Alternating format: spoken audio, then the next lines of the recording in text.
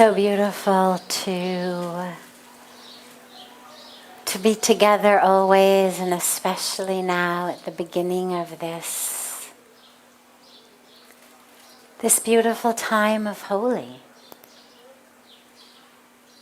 This very, very auspicious and very sacred and very beautiful time.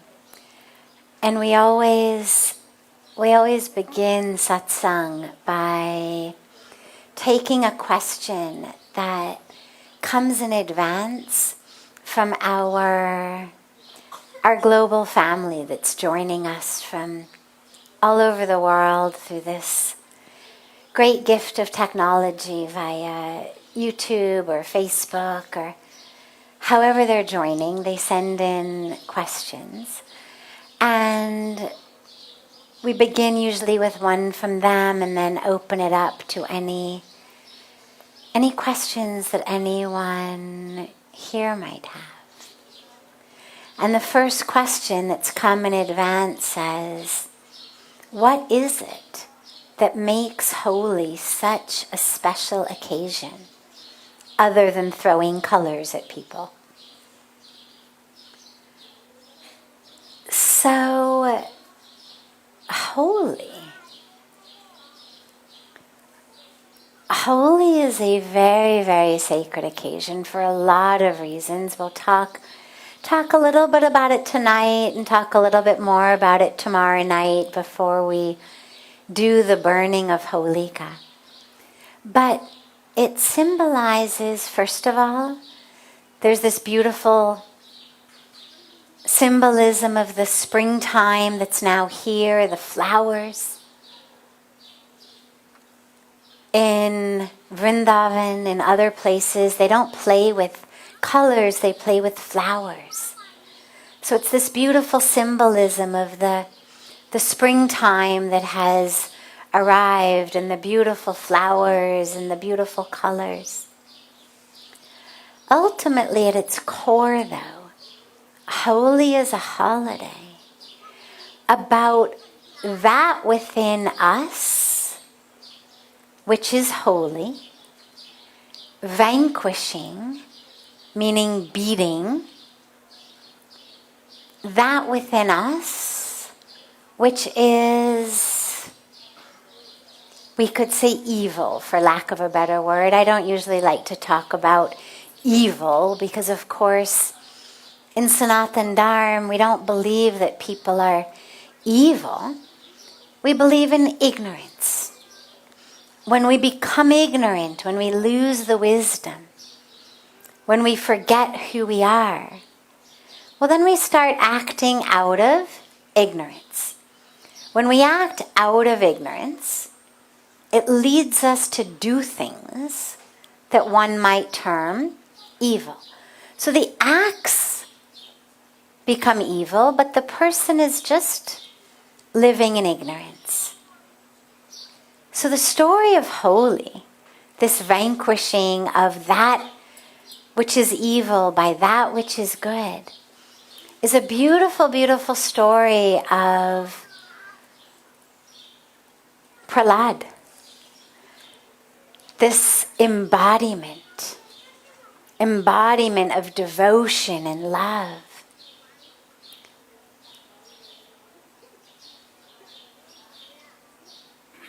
Now, of course, Prahlad's father, the king, believed that people should only worship him. We'll do the story in a very, very abbreviated version, but he believed that everyone should only worship him. In the kingdom, he only allowed worship of himself. Now suddenly he has this son who's a worshipper of the divine, a worshipper of God, of Narayan, Bhagwan Vishnu. And so, of course, in the beginning, the father tries to just convince his son to abandon this foolishness, as the father said, and to worship him, the king, his father. But when you are in love, and especially when you're in love with God, right? As we sing in the Arati every night, that beautiful stanza that Pujya Swamiji leads us in, Sabse unchi prem sagai. That highest form of love is love of God. So Prahlad was just in love with God. Then the father did everything he could. Sent teachers, tutors, everybody to try to teach Prahlad the ignorance of his ways and get him to just worship his father, the king. Didn't work. In fact, inevitably, Prahlad's devotion, his bhakti, was contagious. And he would have his teachers and his tutors just dancing in bhakti and love to God. So the king then decided that his son had to be killed. Now you think, my God, kill your own son? This is the tragedy of ego. This is the tragedy of ignorance, that it leads us into such dark places. I mean, this king, we won't go into all details, but he had done so much sadhana, so much tapasya, that he'd been given these boons from God. It's a different story about how he ends up dying. But just know that he was not an evil man. He was a worshipper of God, a sadhak, a doer of tapasya. And yet, his ego was so much, his ignorance was so much, that the threat to his own self as the only one worshipped led him to think that he could actually kill his son. And so he tried so many ways, nothing worked. Finally, his sister had a boon. And his sister's boon was that if she was wrapped in this shawl, fire could not touch her. And so the king and his sister hatched a plan. And the plan was that the sister, Holika, Prahlad's aunt, would grab Prahlad into her lap. Now she was wearing the shawl, but she would grab him onto her lap, separate from the shawl, into a fire. She would be saved, Prahlad would die. You imagine the extent to which ego and ignorance breeds evil within us and leads us to this kind of horrific acts. So they start unfolding the plan. She grabs Prahlad, she's got the shawl, they're in the fire. But what they had forgotten about was what we call the grace of God. God may give boons. You may do enough sadhana, enough meditation, enough recitation of a certain mantra, performance of a certain type of sadhana, a certain vidya, a certain tapas, and you get a boon. But God is obviously much more powerful than a boon, and they had forgotten about the grace and the power of God, who obviously was not going to let his innocent, young, pure, devoted bhakt suffer just due to their ego and ignorance. So as Holika brings Prahlad into her lap in the fire, suddenly this gust of wind arises and it pulls the shawl off of Holika onto Prahlad. She dies in the fire without her shawl, and Prahlad is saved. So as we burn this effigy of Holika tomorrow night, and then cover ourselves, each other, in these beautiful colors, it's a way of remembering for that divine purity, that devotion, within us to be the color that we are colored with. The oranges, the pinks, the greens, the blues, they'll wash off. The eco-friendly ones wash off really fast. Thoda sa gel and it's over. The chemical toxic ones take, a few days. You keep sabon laga diya kuch nahi hota, but eventually even those go away. But the color that we're really supposed to be coloring ourselves with is that color of love and devotion. Purity, like Prahlad. So as you celebrate, as you offer colors to others, as they color you, just allow that color to seep into your heart and color your heart with the color of devotion and love. So that's some of it. There, as I said, is more, which we'll share about it tomorrow night. Have to leave something for the evening of Holika Dahan before we go and have our sacred fire. For now, though, if anyone has any other questions, yes. Pehle aapko, fir aapko. Mataji, the day before yesterday, you had told us about how you came here from America 25 years ago. I would like you to please tell us a little bit more about your spiritual growth in the last 25 years while you have been in Rishikesh. Thank you. So the spiritual, as she said, a few days ago somebody asked about how I came, so I shared that journey of the Hollywood to Himalayas journey. But now she's asked, okay, so now you got here.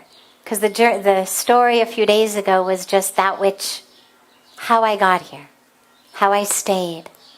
So now she said, okay, so can you tell us some about your spiritual experiences since you've been here? There have been so many I can't even begin to tell you. Other than to say that every minute and every moment is a new opportunity. A new opportunity to let go and to surrender. I mean, the miracles. When you talk about spiritual experiences, I think of kind of two categories. One is the experience that actually happens within you. And those I've had, so many, they keep happening. In the beginning, I didn't know what to make of them. They didn't make any sense to me. I was having these just experiences, constant experiences of seeing God everywhere, seeing the divine everywhere. Whatever I looked, it didn't matter. Whatever I saw, whoever I saw, a child, a person, a tree, didn't matter. I was seeing God everywhere, crying at this beautiful presence of the divine that I had never known existed. Having experiences of awakening of energies, whether you talk about Kundalini, whether you talk about just grace, either way, but this awakening of energies that I had no idea. I used to lie in my bed at night worrying that if I lay on my back, my chest was just going to expand so much that it was literally going to burst through the roof of my room and kind of tear down the building, that the energy was just so much that it was bursting through my chest. And if I lay on my stomach, I was worried about how was I going to tell Pujya Swamiji the next day that I had burned a hole through the bed. here they're made out of wood.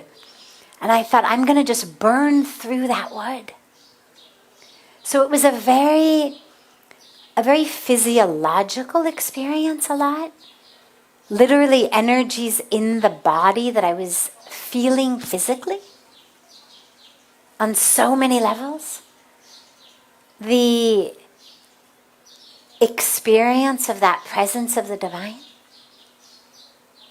And then there's the other category of these spiritual experiences, which were the miracles that just kept happening over and over and over again to remind me, as Pujya Swamiji would say, about the presence of grace. Little things, little things.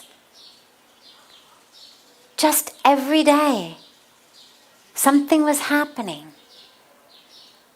Unexpected, unimaginable. That was just this presence of grace.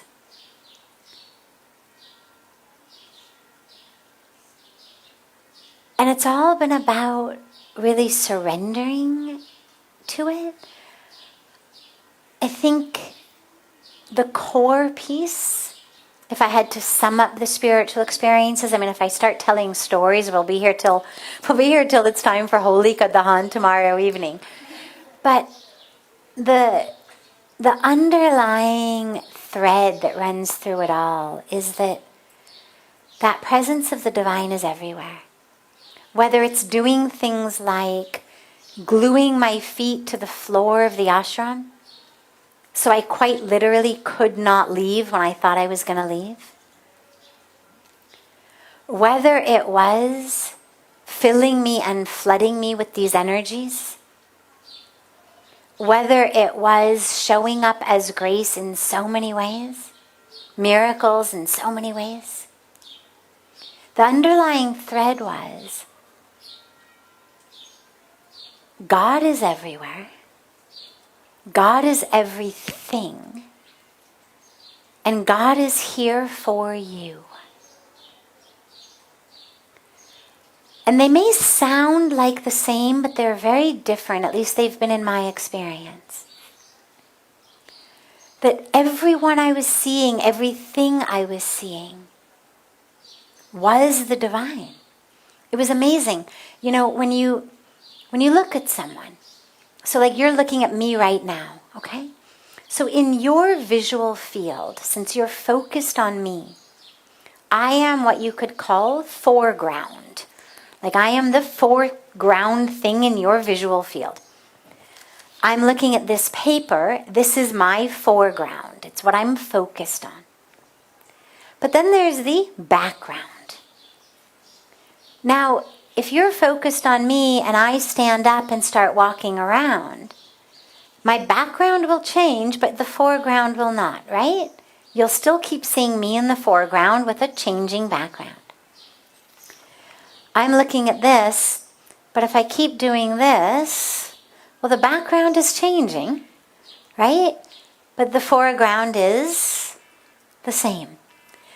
And that's what ended up happening to me with seeing the divine, was the divine became the foreground.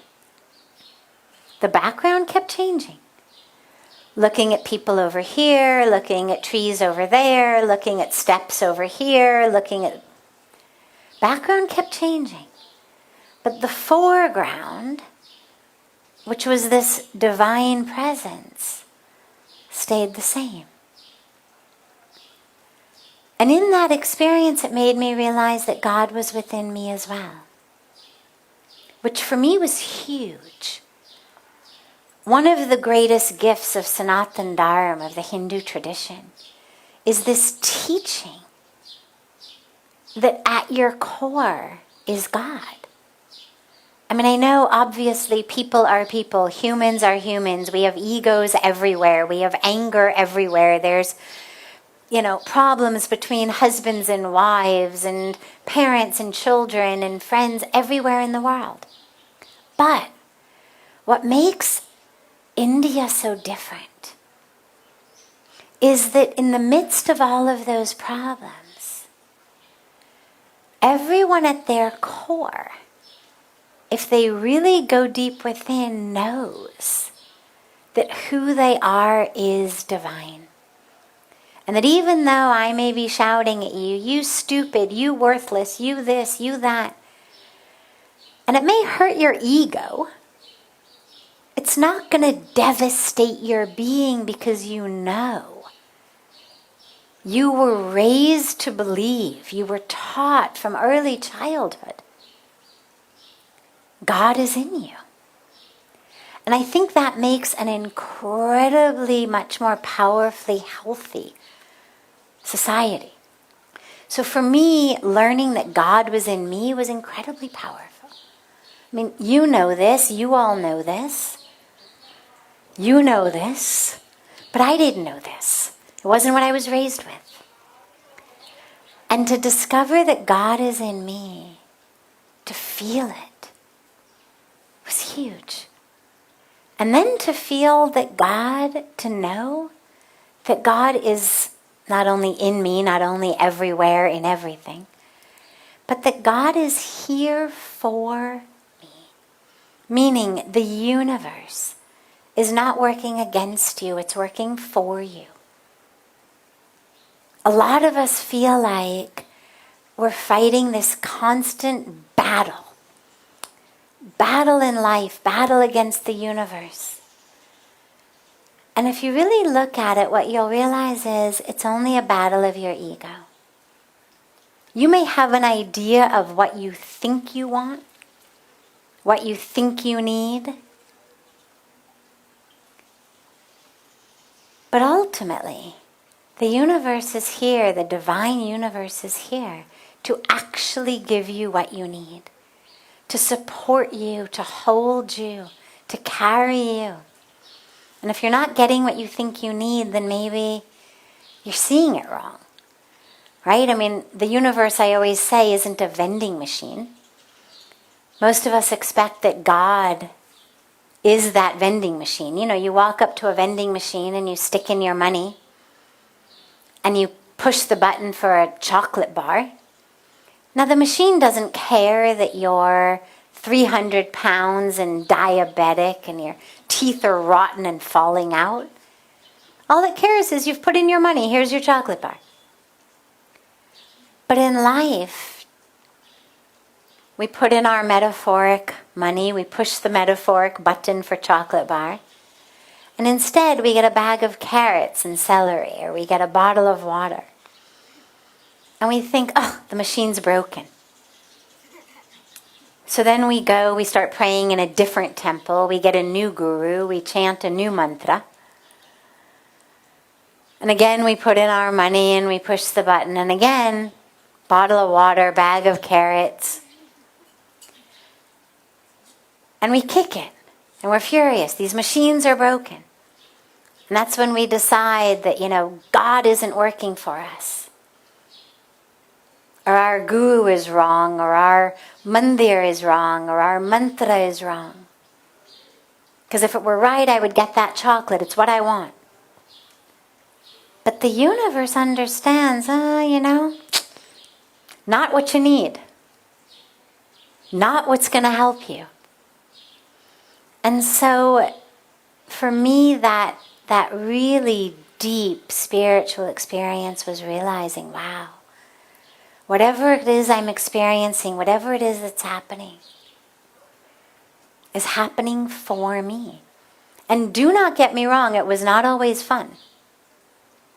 It's for me and it's been always really, easy and glamorous and beautiful. And no, not at all. A lot of challenges. But that awareness that it's all happening in support of my growth, not in support of my ego. The universe is not here to butter up your ego. It's here to support your spiritual path. And so I think that's been the deepest learning. Sometime if we find ourselves together on a yatra with hours to spend, I'll share lots of the stories. But yes, wonderful. Yes. We'll take this as the last question for this evening. Yeah, we have been waiting since long for this moment, Ah. and finally we are feeling blessed now.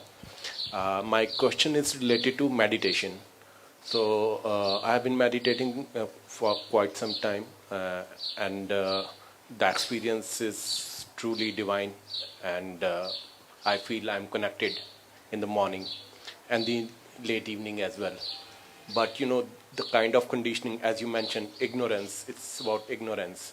But after gaining a lot of knowledge, reading books and attending satsangs, that ignorance part is to an extent taken care of. But what about the conditioning of the mind? During the day, the same, office, stress and Sure. anger, everything comes back. And that same old conditioning comes back. The How to manage, sanskaras. yeah. Yes. So how to manage that with the meditation, which is going well, but throughout Beautiful. how to be in the flow throughout the day. Beautiful. I understand. So our meditation in the morning, in the evenings is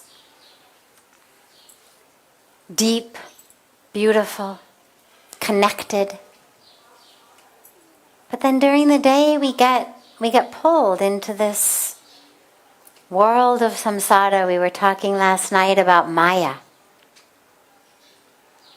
And as he said, it's conditioning. It's what we call sanskaras, impressions. This is natural. So first of all, do not feel badly. Do not yell at yourself for having this very natural reaction. You go out in the world impacts you. You go out and you get out of your conscious mind into your subconscious mind. And the subconscious has been programmed, conditioned. So we start on autopilot. What to do? This is where the practice of mindfulness is so powerful. Because you know the experience. You're not asking, how do I have the experience? You're having it. You have it in the morning. You have it at night. It's just a matter of reconnecting to it. By staying mindful, staying conscious, you will stay anchored in that experience. You lose it when you lose the consciousness, lose awareness, lose mindfulness. So just develop some beautiful practices during the day. For example, before you eat anything, before you drink anything, including water. Those are the easy ones. I know people who do it before they turn the ignition into the car, before they walk into a bathroom. Think about something you do a lot during the day. Before you pick up your phone. Connect a 3-second inner reconnection to something that you do every day, many times a day. And then it'll become automatic. Then it's just a reconnection. Pujya Swamiji always says, when you build a house, in the beginning it takes a long time. You've got to lay all the electrical wires. But once they're laid, and you want to turn on a light, turn on a camera, turn on a fan, you just have to plug it in. You don't have to rewire the whole house. In the same way, your meditation time is that time of creating the wiring. And then during the day, just close your eyes for a few moments. A mantra before you eat, a mantra before you drink anything. A mantra before you walk into the bathroom. A mantra before you pick up your phone. I promise the sky will not fall if you answer a call on the 6th ring instead of the 1st ring. Or God forbid you miss it and have to call them back 2 seconds later. Sky will not fall. We act like it will, we think it will, but it won't. So just hook a few seconds of something. A few deep breaths, a mantra, a chanting of Om, that just reconnects you. And then you'll come up with 20, 25, 30 things during the course of a day in which you're reconnecting. Even if you only do before you eat, before you drink, well, if you add every sip of water you take during the day, you've got your meals, you've got all your water, you're still 10, 15, 20 things in a day. Just reconnect, reconnect, reconnect. And you'll find that slowly it becomes easier. When you are walking, don't turn your walk from your office to the bathroom or your this room to that room or the car to the office. Don't turn that into a multitasking experience. Most of us are like, oh, okay, I'm walking, let me check my email. First of all, it's really dangerous. That's how you trip and fall and crack your head open, or trip somebody else and crack their head open. But you also end up losing a beautiful opportunity for just mindfulness. Just walk mindfully. Feel your feet upon the earth. Allow your breath to connect with each step, right and left. You can chant Om Brahm with every step, or So Hum. Something that works nicely with right, left, right, left. Just reconnect you. So that, you start to park your car purposefully a few blocks away rather than right in front.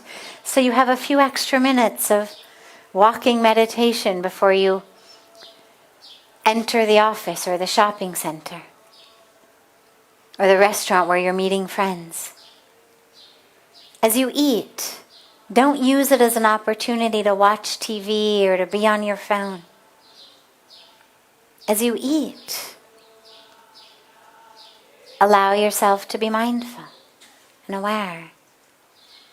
So you'll find that with making just a few really small changes, nothing that requires hours out of your busy day,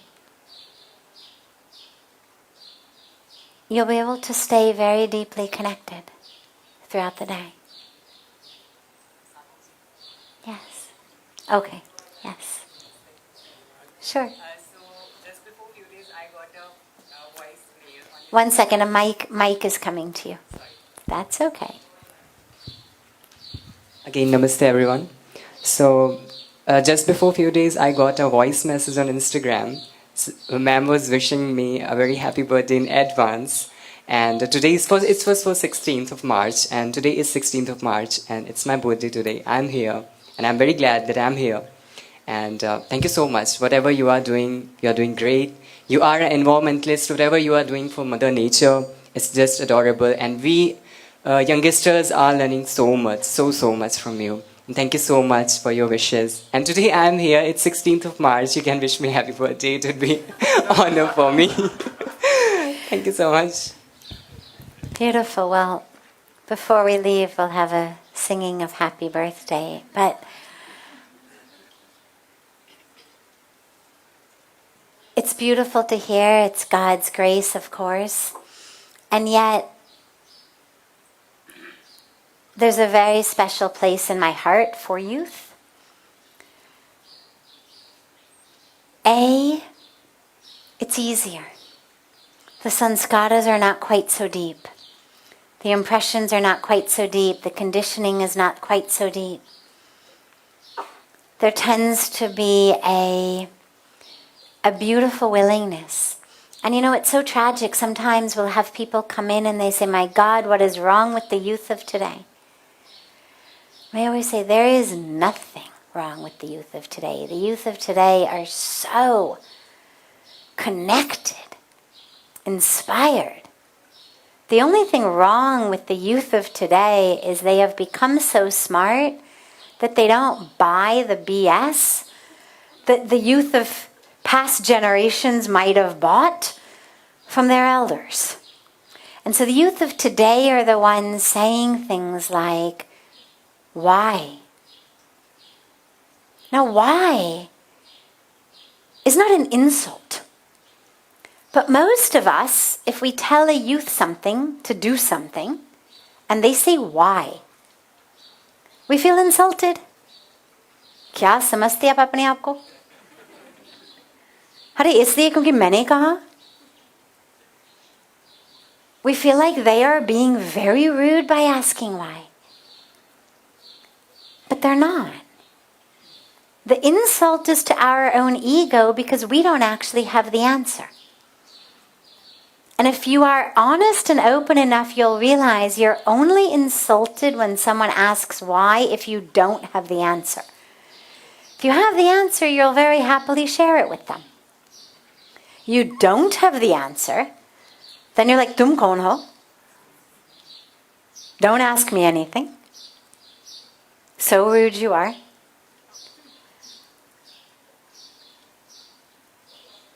There's a very special, Pujya Swamiji calls it a chip. He says they've been born with a chip in them. There's a very special vision and connection that the youth today have. They're connected to something deeper than just that which they're being indoctrinated with. They're thinking on their own, they're feeling on their own, they're intuiting on their own, they're innovating on their own, they're learning on their own. And of course, yeah, it can be dangerous. Without proper guidance and sanskaras and direction, they could end up down, that metaphoric rabbit hole. You have no idea where you end up if you start watching a few of the wrong YouTube videos, then what they start showing you. But just because something's fragile doesn't mean it's a problem. It's just fragile. That openness is simply fragile. Because we need to make sure that it's open to that which is deep and real and connected. So I love working with the youth because they'll be the first to say why. Adults are like, bilkul, bilkul, bilkul. And they understand, they don't understand, they're listening, they're not listening. It doesn't matter. We're trained to just kind of be polite. Wah, kya baat hai, bilkul sahi baat hai. 5 minutes later, you say, what did she say? But the youth, if they don't understand, or there's something in there that they feel like doesn't really match with their experience, they're going to ask.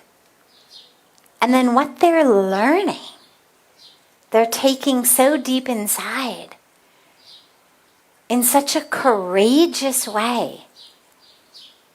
It's so beautiful. For so many of us, we're scared. Scared to really look at new ways because it puts our whole life in jeopardy. Have I made the wrong decisions? Am I living in the wrong way? But the youth have this courage, and of course some of it is just they're younger, they've invested a lot fewer years in a particular way. But there's just such a beautiful courage to see new paths, to find new ways, to be open to new truths. So, yeah, wonderful. And I'm so glad that impact is there with you and with the rest of the youth. And what is your name? My name is Harshit. Harshit. Beautiful. So, before we end satsang, shall we have a round of happy birthday for Harshit? Wonderful. So all together, Happy birthday to you. Happy birthday to you. Happy birthday, dear Harshit. Happy birthday to you. Now we have a little satsang tradition. So that was English. What other languages do we have that we could sing happy birthday in? Who speaks another language that you know happy birthday in? Anna, Portuguese. Give this woman a mic.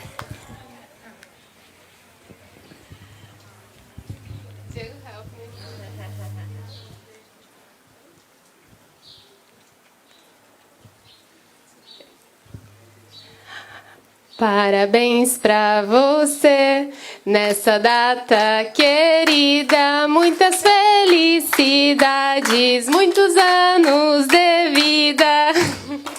Beautiful. Any other languages? Yeah, okay.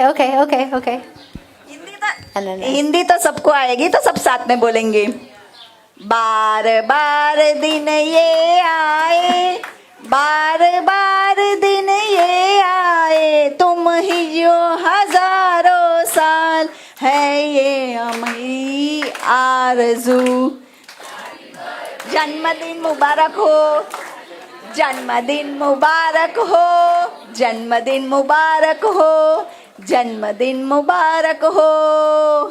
beautiful. And yes, we had another hand over here.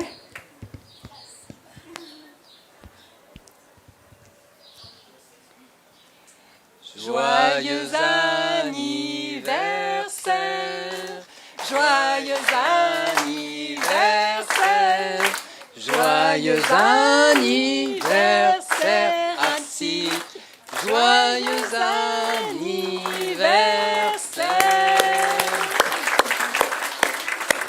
Any other languages? Karen. It's Dutch. Dutch. Lang zal je leven, lang zal je leven, lang zal je leven in de gloria, in de gloria, in de gloria. Hippity hip hurrah, hippity hip hurrah, hippity hip hurrah.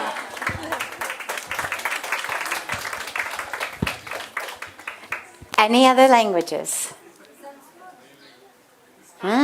Spanish. We'll end with Sanskrit. Que los cumplas feliz, que los cumplas feliz, que los cumplas, que los cumplas, que los cumplas feliz.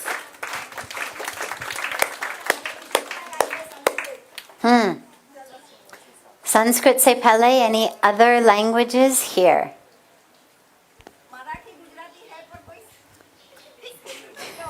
Okay. Punjabi. Okay, Sanskrit se pele, Punjabi. Done. जन्मदिन दियां बहुत बहुत बधाइयाँ जन्मदिन दियां बहुत बहुत बधाइयाँ. Ab, last. Sanskrit.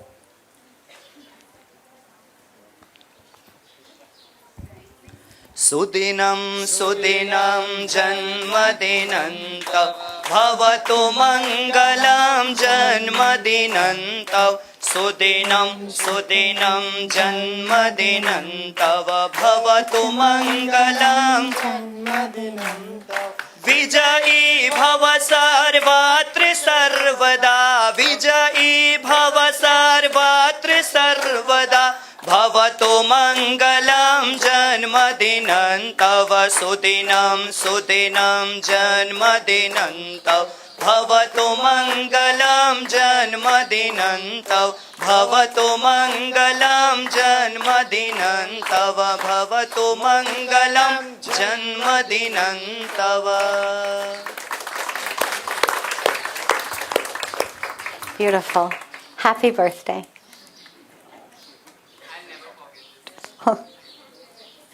Have a beautiful, beautiful evening, everyone. As I mentioned last night, we have a special holy celebration tomorrow. It's at 5 o'clock, not in the back garden, but rather on our Shankar Bhagwan Ganga Ghat at 5 o'clock. It begins with a special yoga program. We'll do yoga together. Then we will play with eco-friendly, non-toxic, all-natural holy colors. Then we will have our sacred arti, satsang, and then the holika burning. We also have a special holy yoga class tomorrow morning. What time is that? 7 o'clock. 7 o'clock tomorrow morning. We have yoga every day here, but tomorrow is special because it's also on the Shankar Bhagwan Ghat in the middle of Ganga. So what could be more beautiful than doing yoga at the feet of Shankar Bhagwan in the middle of Mother Ganga? So don't worry if you've never done it. If you're an advanced student or a brand new beginner, it doesn't matter. Show up at 7 o'clock on the banks of Ganga, followed of course by our daily 8:30 sacred yagna, and then the 5 o'clock in the evening program. So a full special day tomorrow, and so much love to you all.